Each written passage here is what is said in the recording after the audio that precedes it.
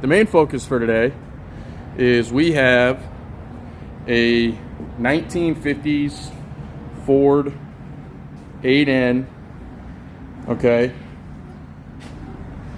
Now, she's not perfect, but coming from the Northeast and being down here in Virginia, this has to be one of the best looking, non-rotted.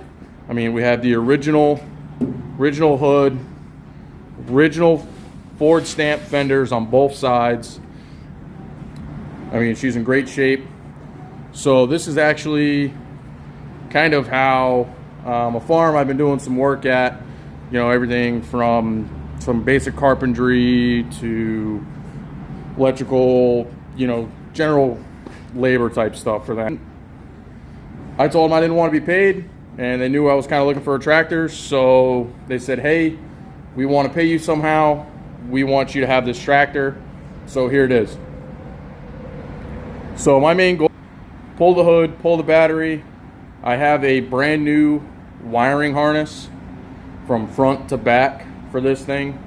Coming here in the next few days. It includes an alternator, a new belt, all the wiring, and also some other key components for the wiring system, like an ignition switch. So I'm gonna get all that done. I want to pull the carburetor off from over here on this side, get the carburetor off and cleaned out. I'm sure it's full of junk. You can see up in here the sediment bowl. It don't look too good, so we'll get that pulled off. We'll start going through everything. You know, obviously I'm going to clean the points on the distributor, but unfortunately I'm not keeping this tractor. The reason why I'm doing all this work to it is because my dad, like 4 or 5 years ago now, he bought a 9N because he couldn't find an 8N that was in decent enough shape up north. So I'm gonna take his 9N and I'm gonna give him this 8N, and that's kind of why I want to get as much done to it in the next 2 weeks. We're gonna be doing a tractor swap here in about 2 weeks. So my goal is to get it running and driving in the next 2 weeks. Not perfect, you know, obviously I'm not going for a restoration here, but I'm going for it to be a driving, running, usable tractor. So that is the goal. So for tonight, honestly, it's getting kind of late here, so I think tonight our goal was to just get it unloaded and in the shop, and tomorrow we'll do some serious teardown on it. Catch you guys then. Day 2 of the Ford 8N. Main goal for today is we want to get the hood off of it. If I'm not mistaken, it's the first time I've ever taken an 8N apart, but I've done some looking around on YouTube and such. The fuel tank also comes off with the hood. So what I'll do is I'll disconnect the fuel line from the carburetor and from the fuel tank. We'll probably blow it out, make sure that's still good. So if I need to order another one, I can get it ordered. And then we'll kind of go from there. We'll work our way through the fuel system, get it all apart, get it cleaned up. I have a carburetor rebuild kit coming, hopefully be here by Monday. And then also the new wiring harness. So if we have some more time today, then what I might do is I might start pulling all the old wiring out of it. You know, I might take some photos just for reference. But we'll get started. So based on what I can tell right now, we have 4 main bolts that hold the hood to this main panel here where the steering column is. So we'll go ahead and figure out what size these are, because of course some of these have been changed over the years and probably aren't the original hardware, so might be a guessing game on this.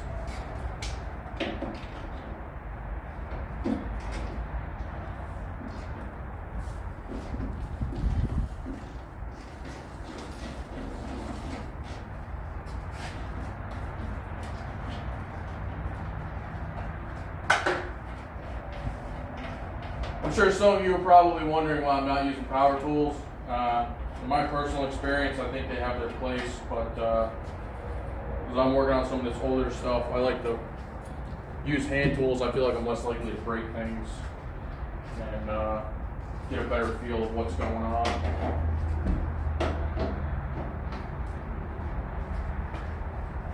So far, the two that have been 1/2 inch are pretty loose. So, that works in our favor.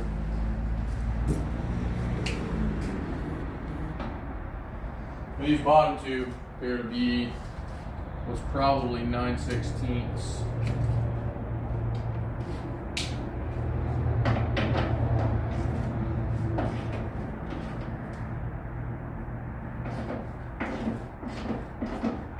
So this bottom one, I'm going to assume the other one on the other side is too, but these bottom two, their nuts are permanently attached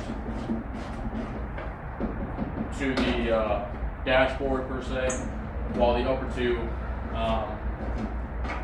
were just nut and bolt style. So just make sure that when you're undoing them, that you check to make sure that it's not just spinning. Otherwise, you might be there for a while if you're just spinning the bolt and it's not coming out of its nut. Well, that's a little bit concerning. So those top few threads look pretty rough. Yeah, it's not, there we go. So I have a bad feeling that bottom nut is probably stripped. So we might have to do something about that, but we'll get there when we get there.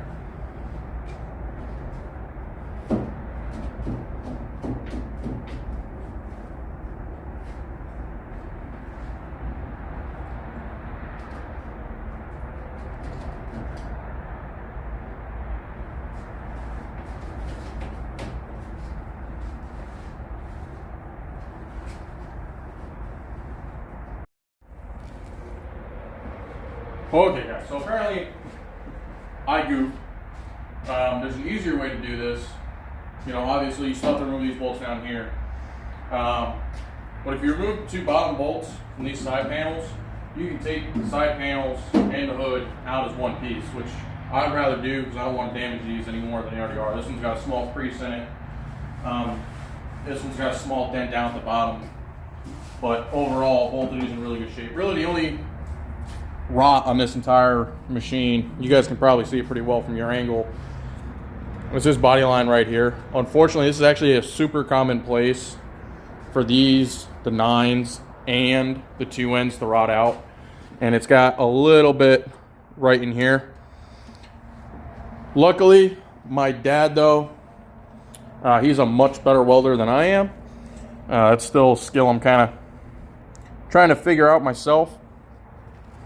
But he'll be able to cut this bad metal out, make a new piece, weld it in there, smooth it out, and probably repaint it and have her looking really good.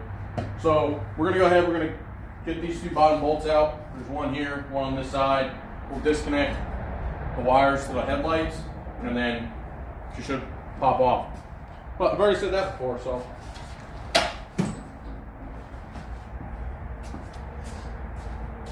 And I think to make it easier for us to get to those two bottom bolts, I am going to take the guard off the front of it.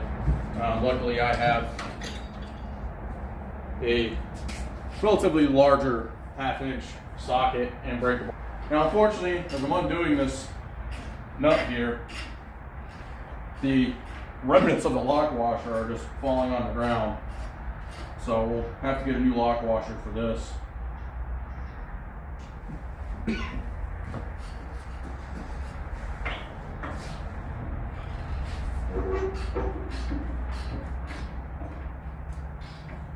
And of course, there's bolt spinning on this side, but luckily, again, I have a decent collection of tools, so shouldn't be a big deal. Yeah, look at that. Got that right on the first try. Alright, so now this should just pretty well, keyword there, should slide right off.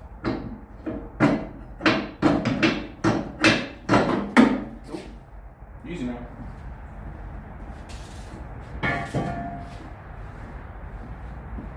And actually part of it, guys, so I just noticed it now. It looks like this left side is kicked in just a little bit. So we'll have to remember that when we go put it back together. Might make it a little tricky. It's closed up. For stuff like this where I don't plan on removing the bolts, I like to just put the nut right back on it. That way there, I know exactly where the hardware for that is. I probably will take a wire wheel to these bolts just to help clean them up a little bit. The threads aren't bad enough to where I think we need to run a dye over them or anything, but okay. For these, we should be able to go back to 3/8 drive. Look at that. And hopefully these don't spin. You know, sometimes I swear I shoot myself in the foot when I say things like that, but it is what it is. They both spin. So we'll just grab a 7/8 wrench, or excuse me, a 5/8 wrench out of here.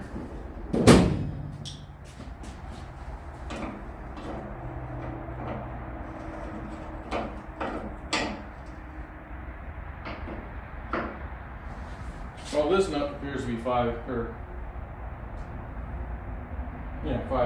but the other side not so much.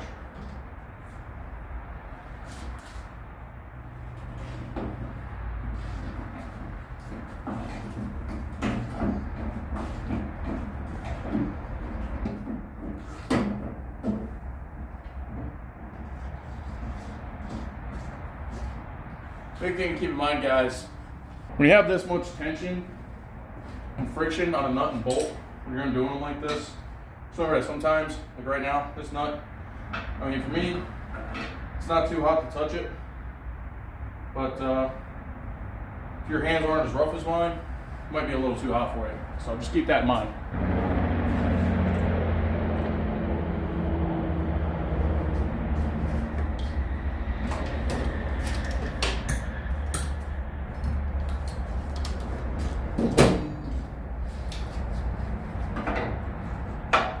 So for whatever reason, this side's 11/16, but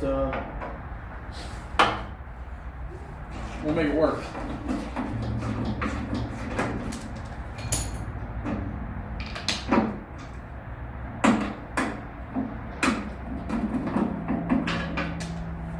There.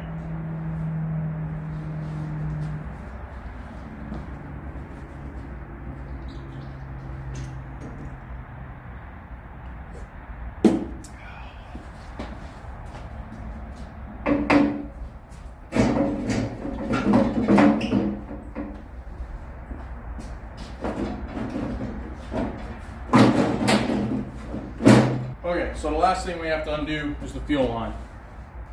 The other thing to keep in mind is when you undo the hood like this,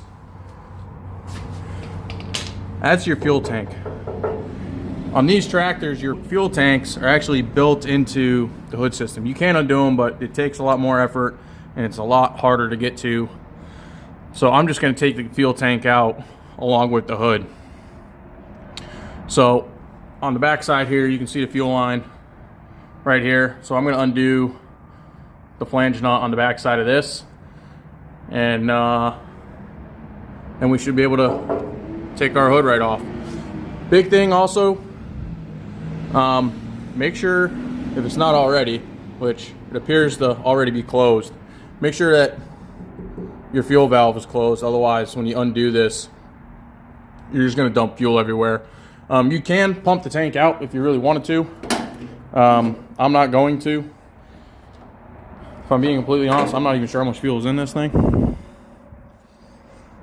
It's probably hard for you guys to see, but it looks like there might be a quarter tank of fuel. So what we might actually do is disconnect it at the carburetor We might disconnect it here instead. Open that valve back up and let it drain into a container. And one, get that bad fuel out of there, but two, it'll help make the whole hood assembly a lot lighter and a little bit easier to maneuver around. So let's get going with that. So I'm not saying these special wrenches I'm about to use are necessary. You guys can probably see here, these wrenches have a different style end on them. So these are tubing wrenches, and it has a much smaller notch than the standard wrench here. And what that does, it allows you to get a better grip on the flange so that when you're undoing it, or the fitting, excuse me, when you're undoing it, it doesn't strip as easy. So I believe these are 7/16. They are, unfortunately, this is what I'm talking about. As you can see, we got this end on, sits down on there real nice, but as we go to, even though it's a multi-point wrench there, we're just spinning. So whoever touched this before us unfortunately rounded that flare nut right off to nothing. So unfortunately we will probably have to order a new fuel line. I don't right now have, well, we actually might get lucky. You might be able to just buy a new flare nut and put a new flare on that line. Should be long enough to make it work. What I'm going to try to do, guys, is use a smaller size wrench here. See if I can get it over it and get a better bite to be able to undo this or not. If not, then we'll have to go with the old vice grip trick. I'm not too hopeful right now, to be honest with you.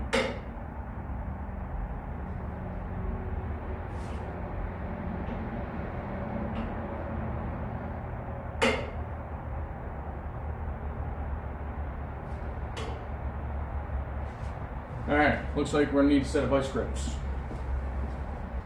I have a set of these old Craftsman Robo grips. Typically, if you're able to, if you have some pretty good hand strength, you can usually get them to hold on to stuff pretty well. So we'll give these a shot. Hey, look at that.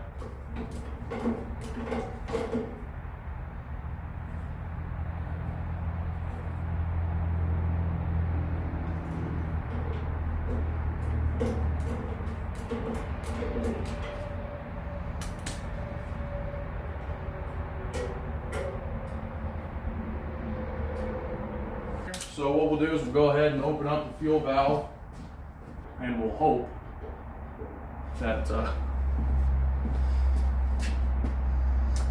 well, that's a slight concern. Well, what I'll do is I'll try a trick here where I'll add some air to the tank, kind of pressurize it, kind of seal it up.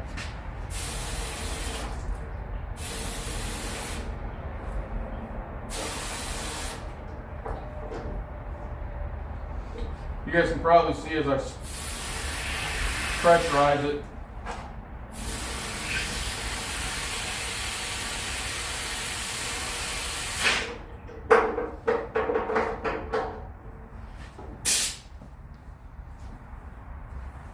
so I'm gonna be honest, guys, it doesn't look like there's that much fuel in here.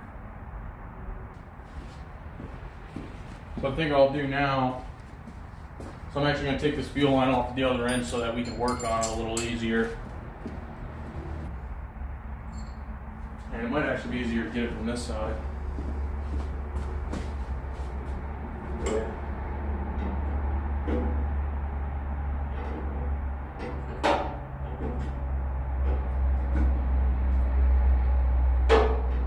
I do have some concerns about this tank, if I'm being honest with you guys. A lot of moisture on the bottom side of it, and I can't tell if the bottom of this tank is rusting through, and that's actually gas. If it is, then you may be, if we can, ordering a gas tank for this tractor, which isn't a huge deal. I mean, it's going to be a little pricey, I'm sure. You know, like I said earlier, you can still get a lot of parts for these machines. However, doesn't mean they're always cheap.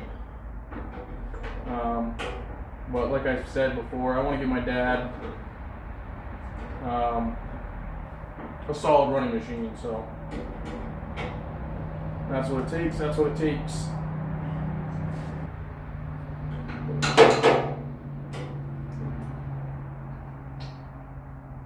Now, as I mentioned before, I had a Ford 600 in here not too long ago, and what's interesting is just how similar these tractors appear to be, but yet how different they really are. There's a lot of differences, you know, between how the body panels are secured to the tractor, the engines themselves. You know, this is a flat top, 4-cylinder flat top, but the 600s are your standard regular four-cylinder gas engine, which is interesting because there's not that many years separating the 9, 2, and the 8 ends from the 600. But we're not going to go ahead and see if we can't get this hood off.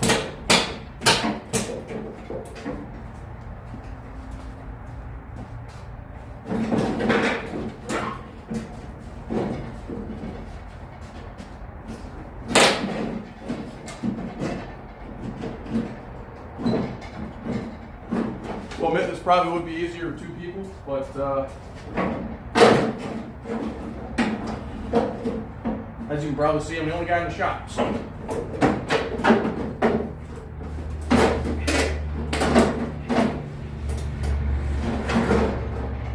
Woo.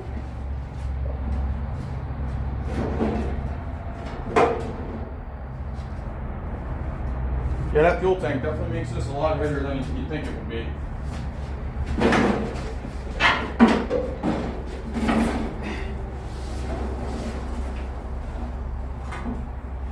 Guess what I forgot to undo?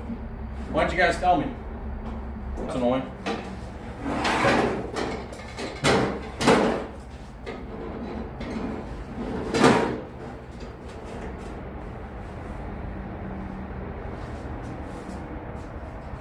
Alright, so like I said, I have a full wire harness coming for this thing. So right now I kind of don't care about these wires for these lights. So we're just gonna do a quick snip job of them. All they do is they just go back here to this switch.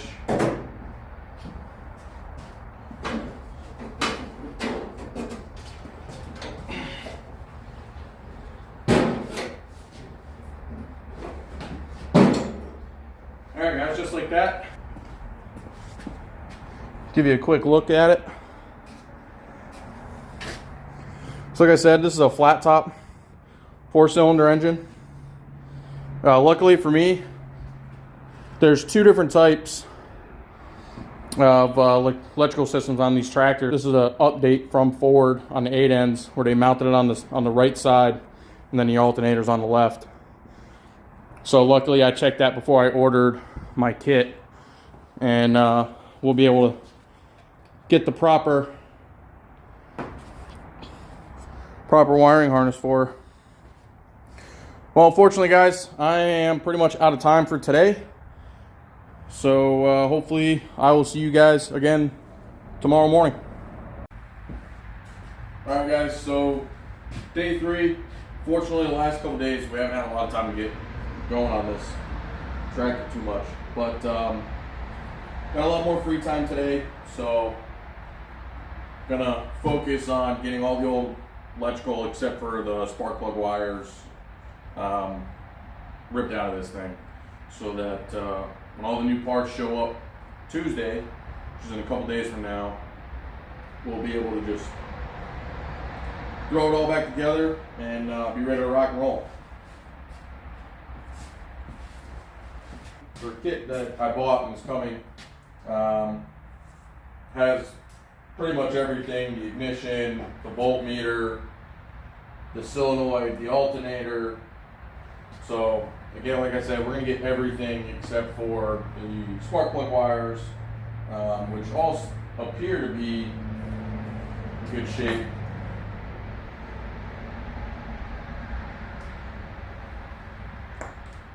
None of them seem to have any issues. They all click right down on there, feel good. So also these top of these spark plugs don't look too bad, but we'll probably pull them and check them anyways. So guys, I was thinking I was going to try to fix this radiator just because, you know, I think it's cool that the tractor would have its original radiator in it. But I'm going to bring you guys in on this. So you can see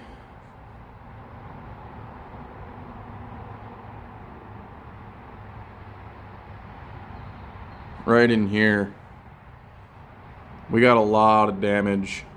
When I moved it from the farm to here, we had water coming out of here. We had water coming out of over here. We had a little coming out of over here. I don't think we had any coming out of here. This mostly just looks like fin damage. But you also notice there's still some coolant just sitting in here. And looking at it from the back side, there's some more damage down in there. So I got looking online the other day, and new radiator is going to cost like 170 bucks. I don't know, guys. It might just be time to, unfortunately, say goodbye to this radiator. Today's focus is get all the old wiring off of it, so let's go ahead and get this old battery out of here and go from there. You'll probably notice I didn't pick anything up from the other day. Kind of had to get cleaned up and out of here pretty quick, so all the tools pretty much just stay where they were. So we'll take a minute here real quick and just get everything kind of put back where it belongs. So I'm pretty sure this wiring harness I bought also comes with a set of leads for the battery. So for now we'll keep these leads around, but in all honesty, they're pretty rough.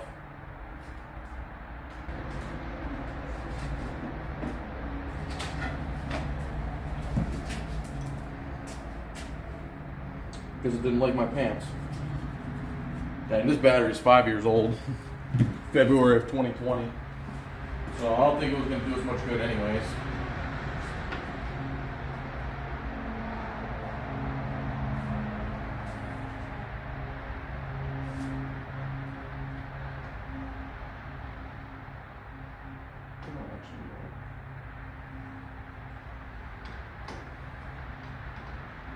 For now, I'm going to leave this bracket right here, but I'm going to undo this lead.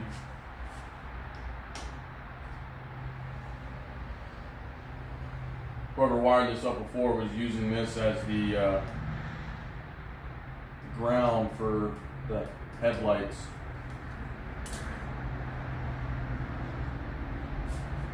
And we'll get ourselves a flat tip screwdriver. Hopefully this doesn't strip out on us.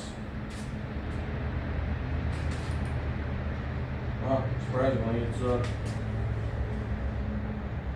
not seized, moving pretty easy, so that's good. Get that ripped out of there.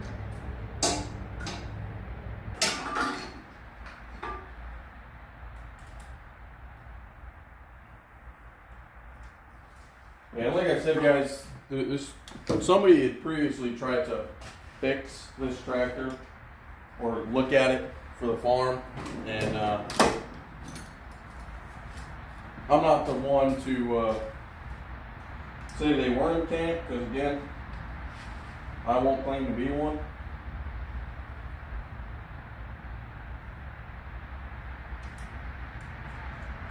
but there's some really janky stuff when it comes to the wiring. A lot of just random wires disconnected and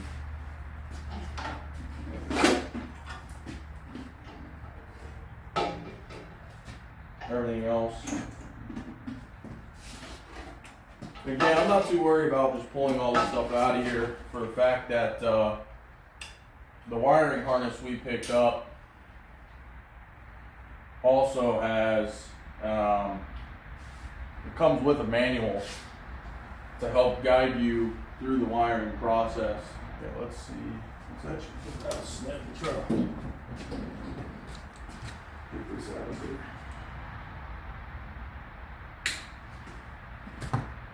Cutting this off so that we can get in here and get this connector pulled out of this little rubber grommet, because this rubber grommet goes on the starter button that's located down here. So we'll get this grommet cleaned out. I don't know about you guys, but I've come to find Purple Power, not sponsored, obviously, but does a pretty good job at cleaning stuff up.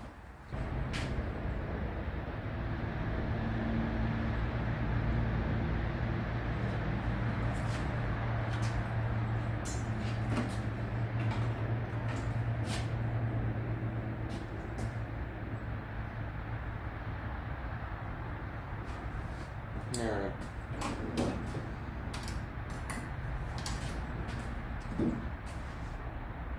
Of course, the infamous 10mm, I guess. Look at that.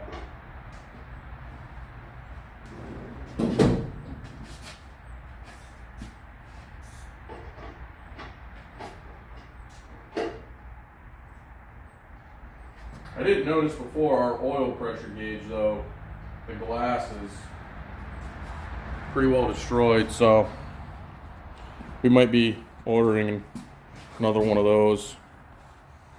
It's probably hard for you guys to see it, but all the cracking in it, so unfortunately that gauge is no good. So we'll have to pick another one up. Because these tractors are so common, it's actually pretty easy to get common parts like that for them. And not like, don't get me wrong, you're not going to get genuine Ford manufactured parts, you know, but you can typically find good aftermarket remake stuff. So all that holds this in, guys, is a bracket that goes on the back side of it. And when you tighten the screws, or excuse me, the nuts down, after you put all your different electrical connections onto it, those nuts pull this up against the back dashboard, which then pulls this down into the dashboard and retains it in there. But in all honesty, I could probably hook voltage up to this thing and it would probably still do its job, but I'd rather just put new parts in it and be done with it. So it looks like we got two more down here that we'll go ahead and get pulled off, and then we'll get the alternator out of here and the old brackets. Okay, so it's probably hard for you guys to see it, but right where my fingers is, there's some type of connection piece.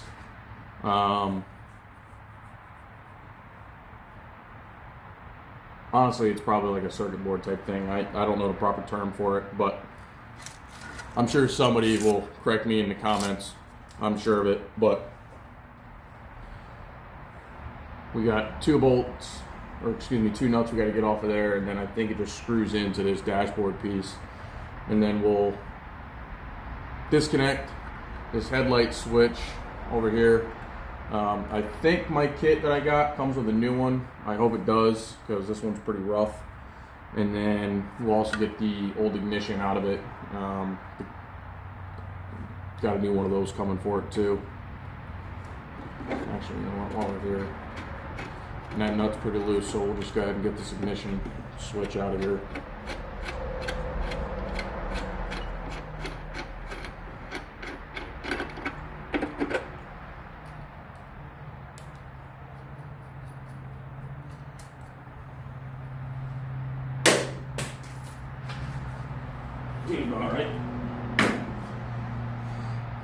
So if I'm being honest with you guys,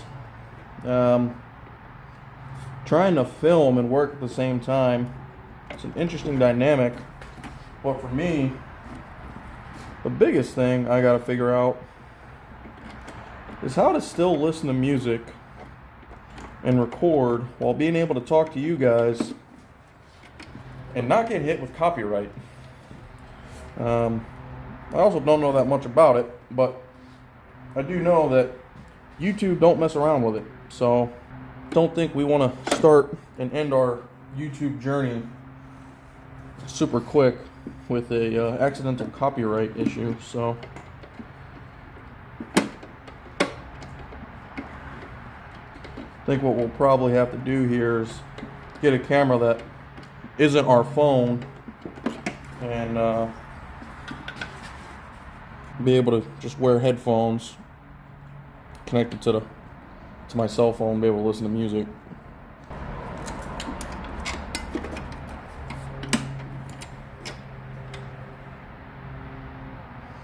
Yeah, so you guys can probably see some of this wiring is pretty rough.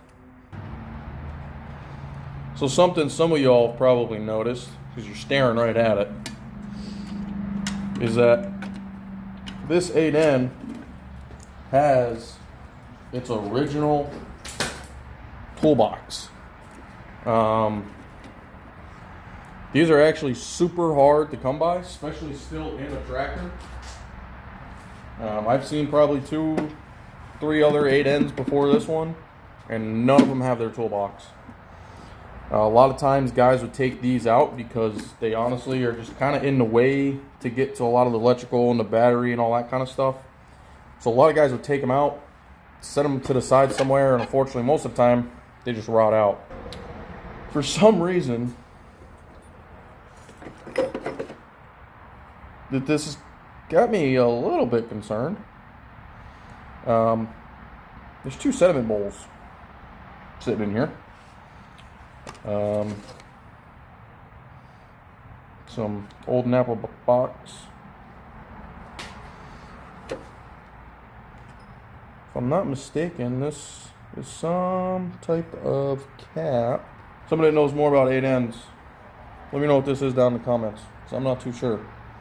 But it's going to go back in the box, because I'm sure somebody somewhere is looking for one of these and will tell me it's worth a lot more money, or it's worth absolutely nothing.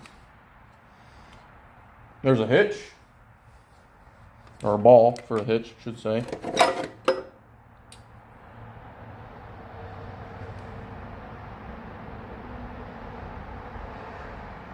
Super wrench from Williams, 3/4.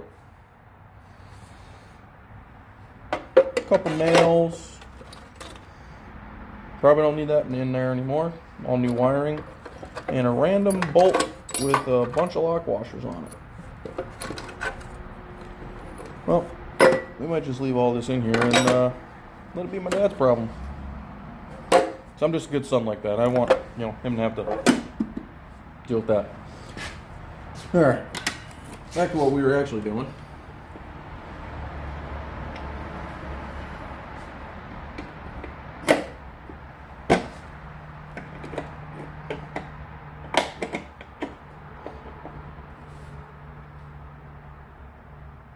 Unfortunately, this headlight switch is pretty well stuck in here. So, I don't know about you guys, but ever had these freeze-dried candies? Game changer.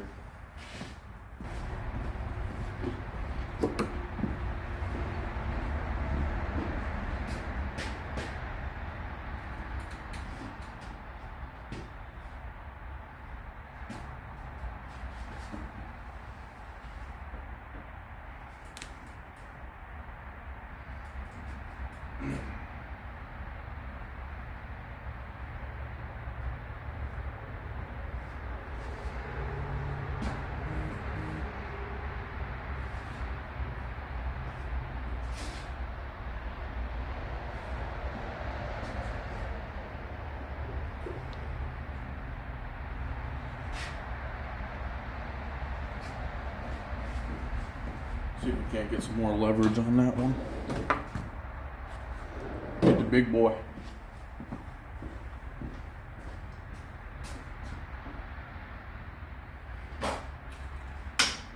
There it goes.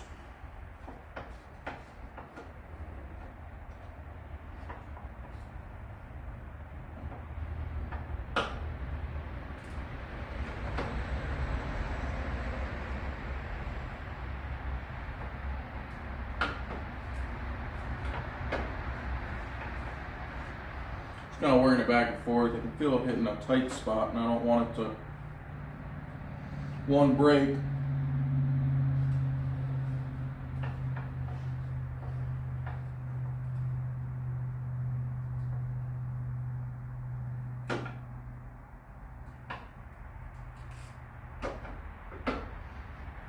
Or two, strip out this screw head.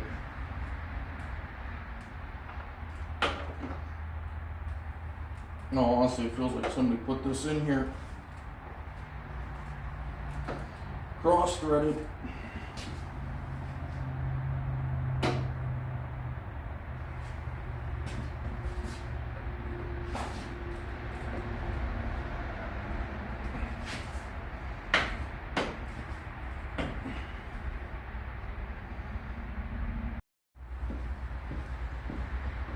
Alright guys, so I'm having a hard time getting this retaining nut out of here. So to make my life a little bit easier and have more access to it, eventually I'm going to have to take off the air intake to the carburetor. So I'm going to take it off. I'm going to take the oil bath air cleaner off. It'll make it a lot easier for me to be able to get better access to this. So we'll just start doing these hose clamps.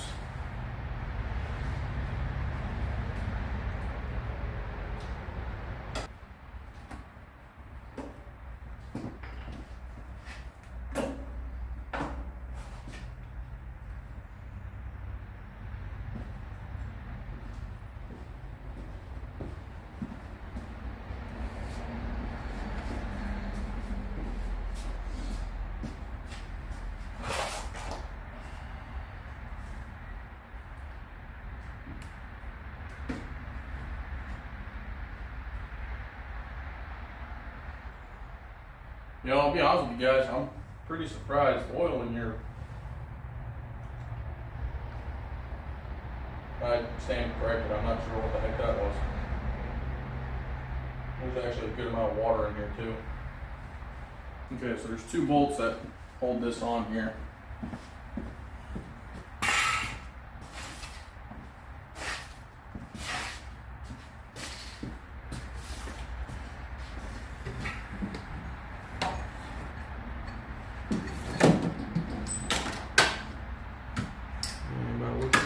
I'd say they're either 9/16 or 5/8. So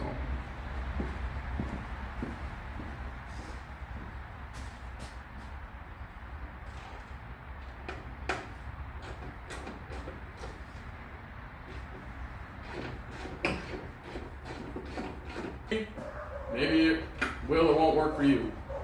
You know, do what I do or what I say at your own risk. But this is how I'm doing it. You don't like it? Don't watch the channel. I don't know what to tell you.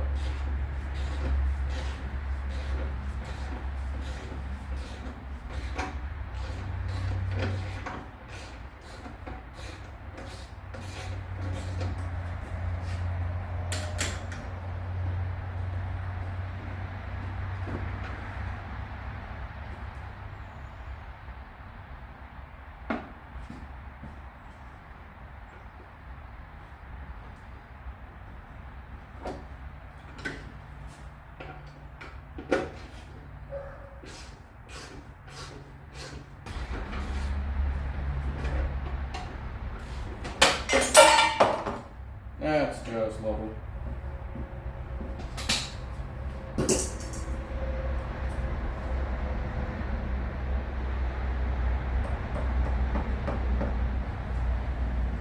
Well, that's one way to keep the tools from rusting.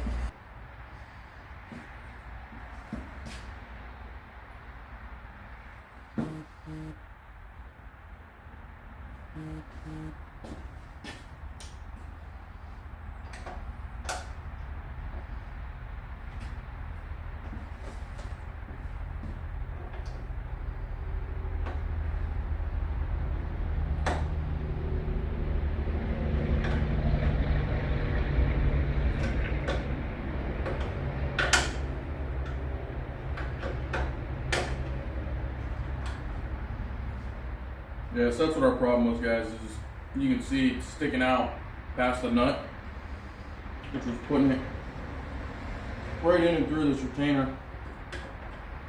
So I think for this, if we put a new nut down in there, we should be able to reuse the spot where the nut would go to be retained. Should be all right. So now that that's out, the only other thing electrical we're going to focus on is we're going to get this alternator out of here. And then the coil. Again, the kit I have coming comes with a new coil, which is a good thing because this is a super stack of cell, the good stuff, universal performance coil, 12 volt, and I'd rather not have a yellow coil on this thing.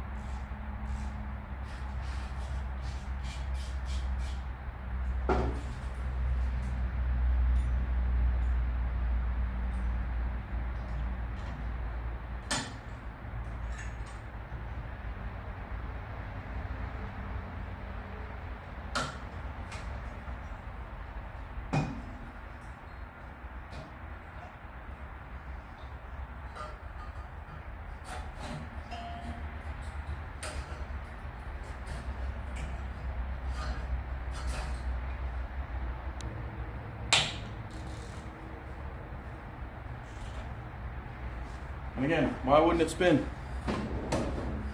Actually, let's give her a 10mm, put that away.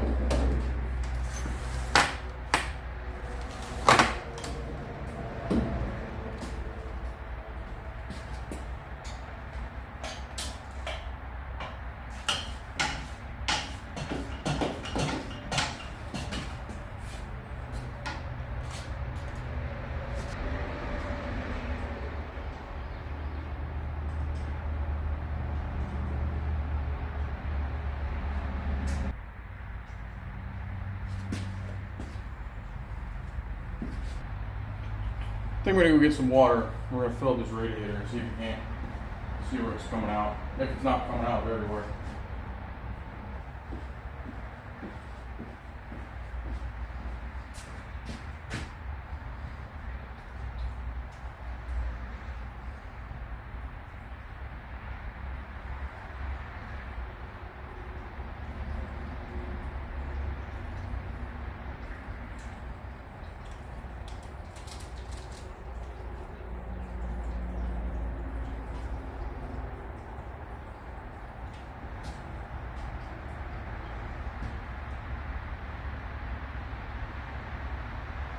Well, it's definitely coming out there, guys.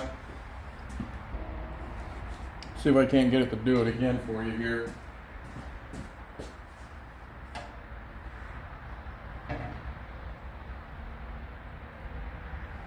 Yeah, I don't know if we're fixing this one, guys. There's a lot of water coming out of everywhere on this thing.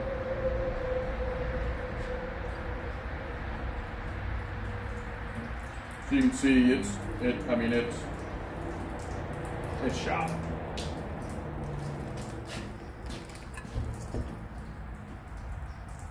So leaking in the front. There's multiple spots on the back side.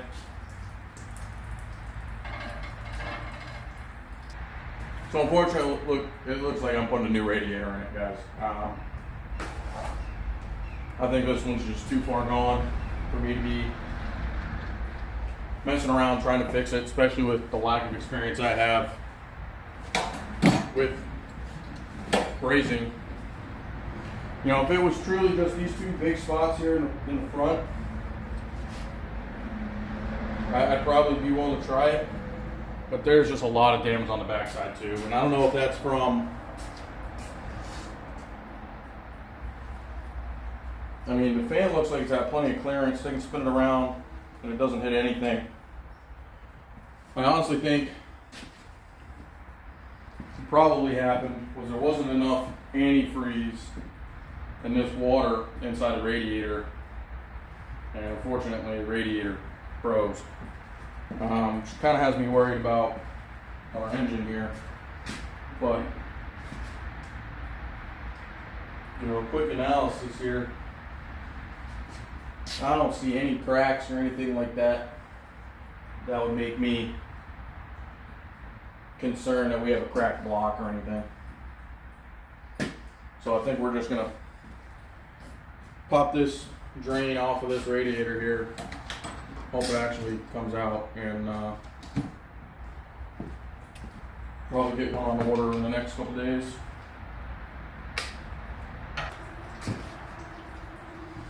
All right, let's get these hose clamps off of here.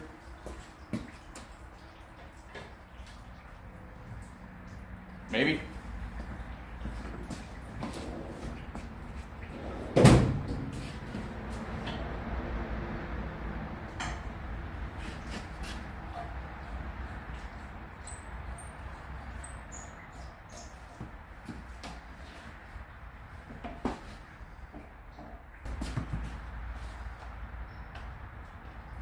So these picks are a little small for this, so I gotta get some bigger.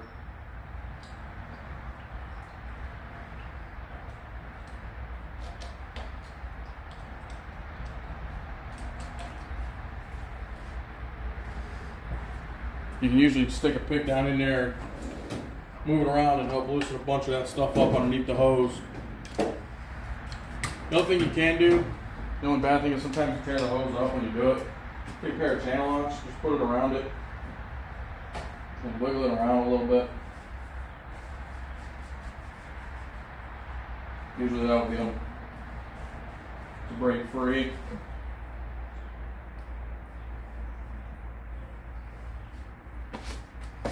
Actually, I think we might just order some new hoses for this guy too.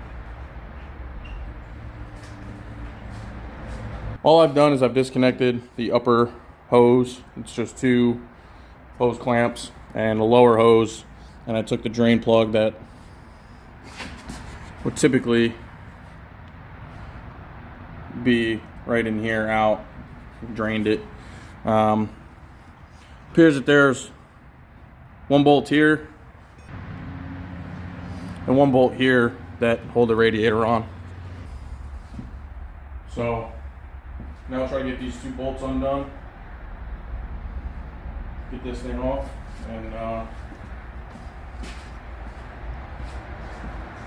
probably get one ordered today so that it won't be too far behind all of our electrical components.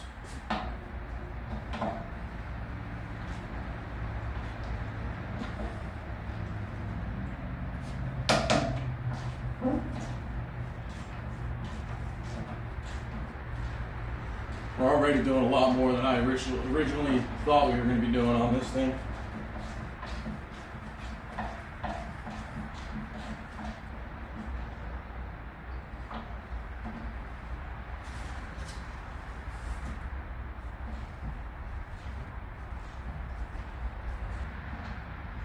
Well, I'm being honest with you guys, I think we have a problem here. I think that the actual bolt that goes through the bottom of this radiator into this bracket is currently just spinning.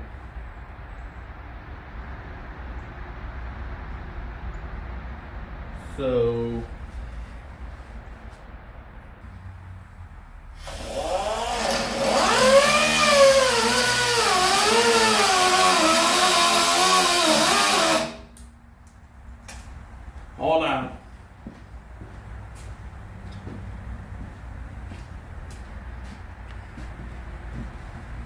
I got the eye protection on now, alright? I won't hear it.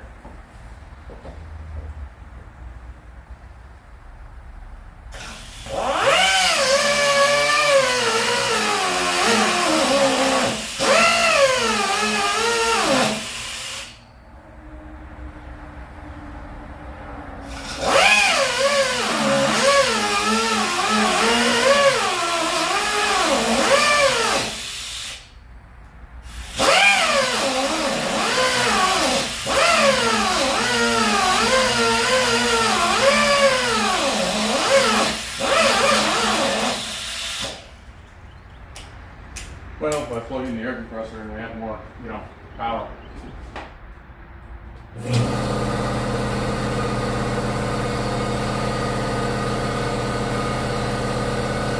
We'll give that a minute.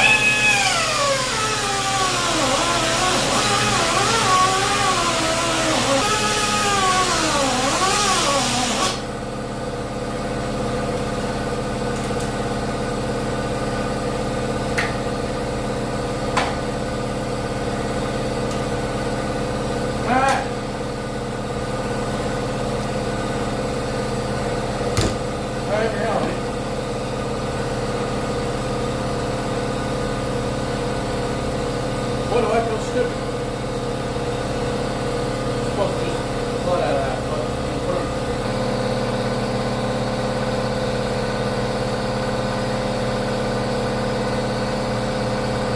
that's actually a good sign, guys. So when I spin the fan, spins the water pump, we're actually getting blue. It's telling me the water pump might not be perfect, but it still works. Guys, this is all of the old wiring harness, besides the spark plug wires, out of this thing, so, and the belt.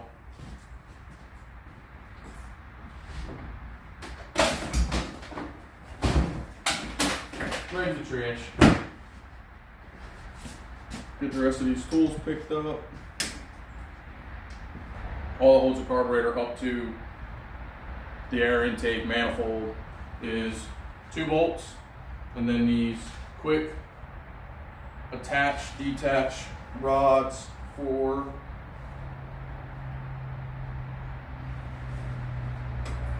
the choke and the throttle. So get those detached, and now all that's left, alright, should be 1/2 inch nuts. Get those off, and the carburetor should be off, and then we'll be done for today.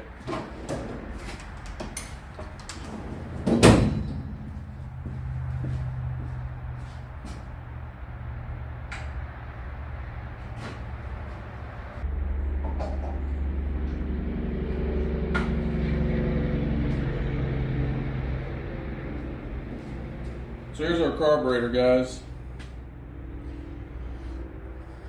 So it's the stereotypical marble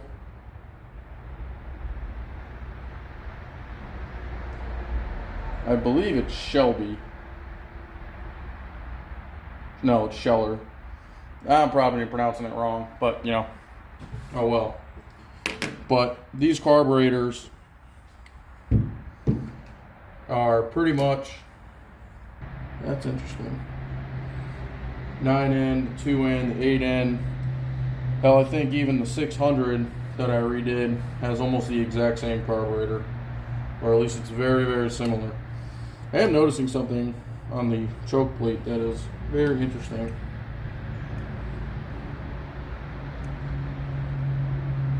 It almost looks like this baby caught on fire at one point. I wasn't gonna crack it open today, but now I'm kind of intrigued here. So it's the gasket, the upper one here.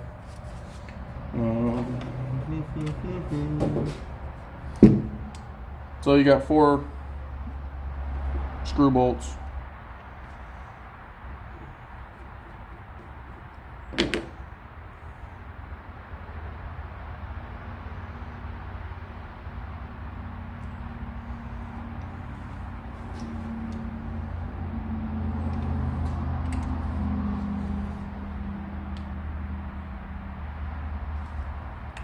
Whoa. That is interesting. Those 4 screws is all that should hold this together.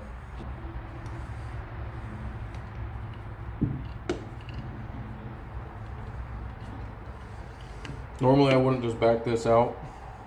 I would send it all the way down and count how many rotations in I went, so that I would know how many rotations to set it to.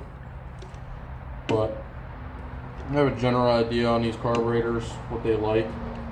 So I'll usually just set them to that and then play with them once the machine's actually running, get them set right.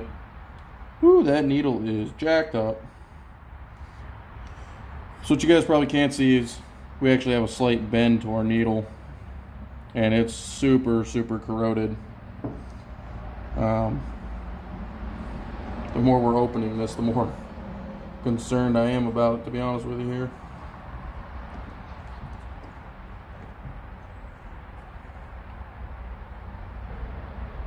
Well, this needle doesn't look as bad.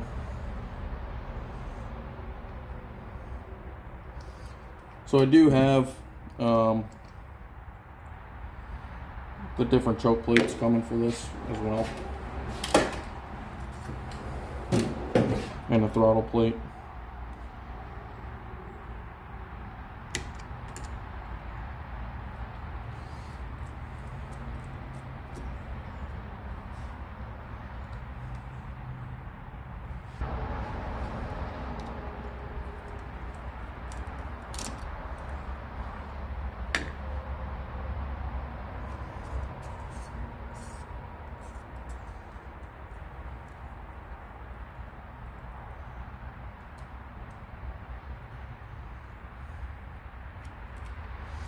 So if you don't know what this is a specialized screwdriver for putting in small screws in tight spots.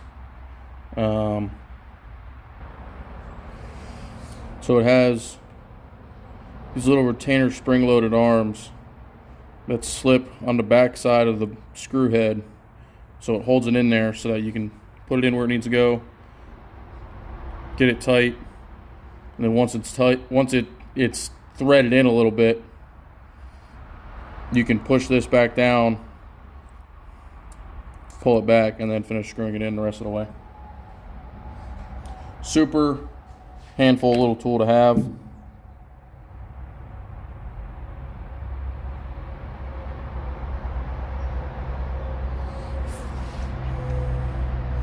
So then the throttle plate comes out, which allows you to pull the throttle arm.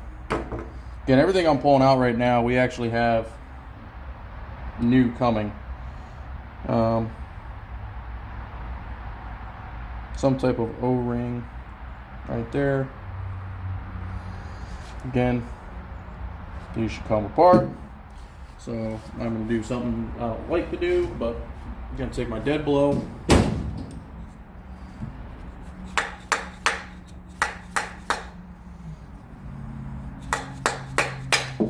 Ooh, that's why I don't like doing it. It might mess up the floats.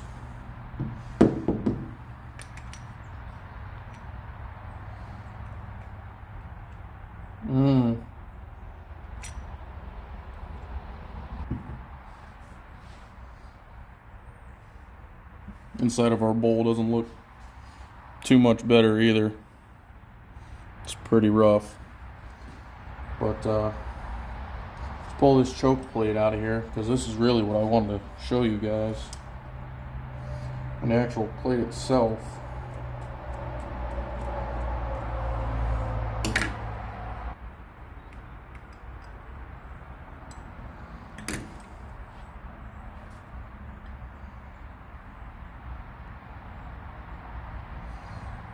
So unfortunately, when I go to pull this out, it's probably going to actually mess it up. So hopefully you guys can see down in here.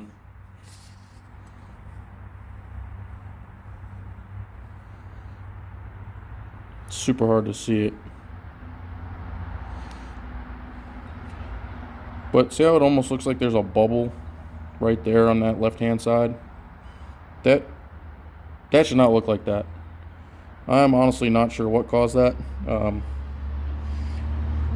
I think it was probably from backfiring and there being way too much heat exposed to that plate.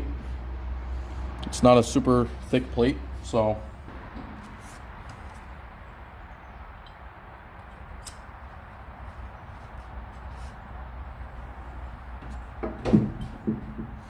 yeah, maybe you guys can see it now. See this like bubble? Well, I'm really not sure what the heck that is, guys.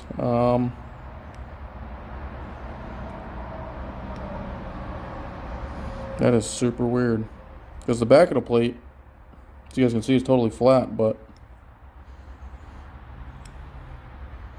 for whatever reason, it's got a huge chunk of something on there, and I can't tell if it's like carbon buildup. Nope, that's definitely metal.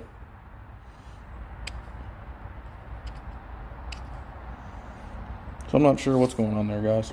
If you know something about it, leave it down in the comments, guys. I'd be interested to know what the heck's going on there.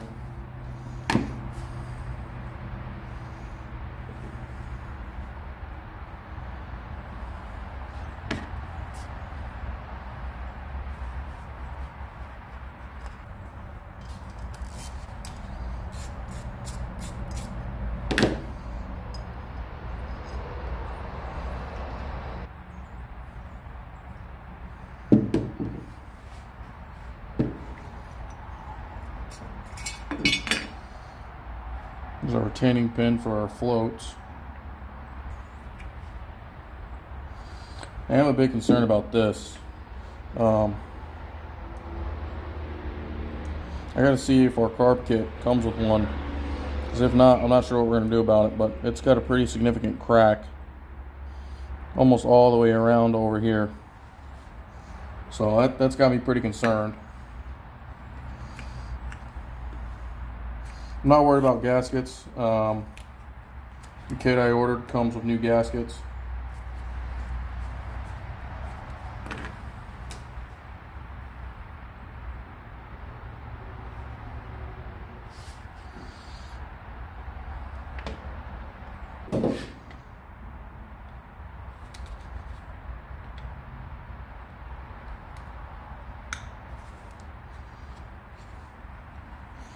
So guys, this is where our needle goes down into.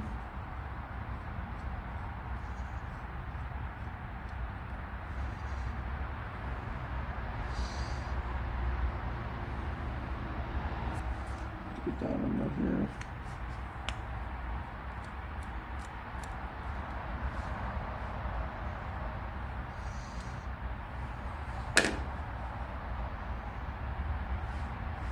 Okay, the only thing left is the inlet for our fuel.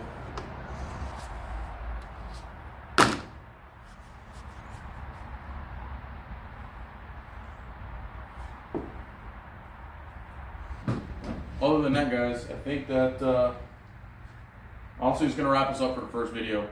For the most part, tractor's as far disassembled as we're going to take it right now. The next video will probably be cleaning, which will be power washing, degreaser, all that kind of stuff. And then probably initial reassembly. And then probably a third video on final reassembly I might even do in the cleaning video, the second one coming up. We might do the carburetor and get that put back together. Hey, thanks for tuning in, guys, and again, welcome to Guy in His Garage, and we'll see you again next week. Later.